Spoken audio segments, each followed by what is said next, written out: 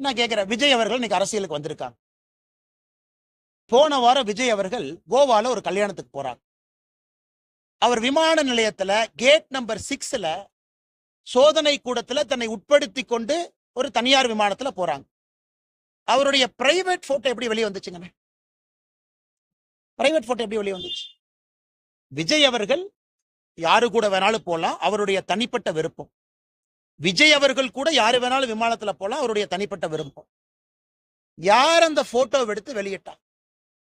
அதனால்தான் நாங்கள் நம்முடைய சிந்தியா அவர்களுக்கு, விமான போக்குவரத்து அமைச்சர் அவருக்கு பாரதிய ஜனதா கட்சி சார்பாக கடிதம் எழுத இருக்கின்றோம். யார் அந்த போட்டோவை எடுத்தாங்க? இதே போறவங்க வர்றவங்க போட்டோ எடுக்கிறதா ஸ்டேட் இன்டெலிஜென்ஸ் வேலையா? ஸ்டேட் இன்டெலிஜென்ஸ்ல போட்டோ எடுத்து திமுக ஐடி விங்கு கொடுக்கறதா அவங்க வேலையா? ஆனா ஒரு மனிதருடைய தனிப்பட்ட வாழ்க்கையிலே தலையிடுவதற்கு யாரும் உரிமை இல்லை. அவங்க பேசுறது பிஜேபிக்கு எதிராக பேசினா கூட நான் இந்த கட்சியினுடைய மாநில தலைவராக சொல்லுகின்றேன். இதுதான் நீங்க காட்டக்கூடிய அரசியல் நாகரிகம். இதுதான் திமுக மக்களை மதிக்கக்கூடிய விதம்.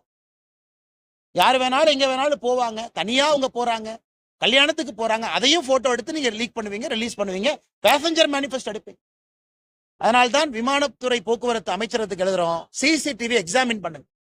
யாரு போட்டோ எடுத்தாங்கன்னு புடிங்க. அவங்க செல்போன்ல இருந்து யாருக்கு அனுப்பிச்சாங்கன்னு எடுத்து எஃப்ஐஆர் போட்டு உள்ள தள்ளுங்க.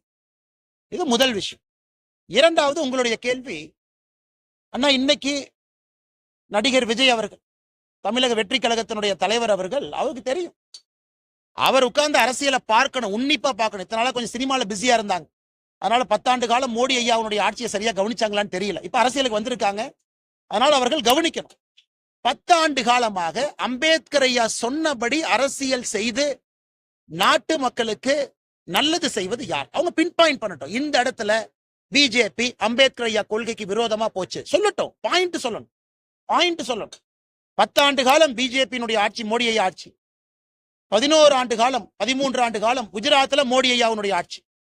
ஒரு இடத்துல அம்பேத்கர் ஐயாவுக்கு எதிராக நாங்கள் நடந்து கொண்டோம் அப்படின்னு ஒரு கட்சி வாய்க்கிலேயே உதயநிதி ட்வீட் போடுறார். அந்த ட்வீட்ல ஒரு லைன் போடலாமே, இது அம்பேத்கர் ஐயாவுக்கு எதிரானது. அம்பேத்கர் ஐயா கொண்டு வந்த அரசியலமைப்பு சட்டத்துல ஒரே நாடு ஒரே தேர்தல் இருக்கு.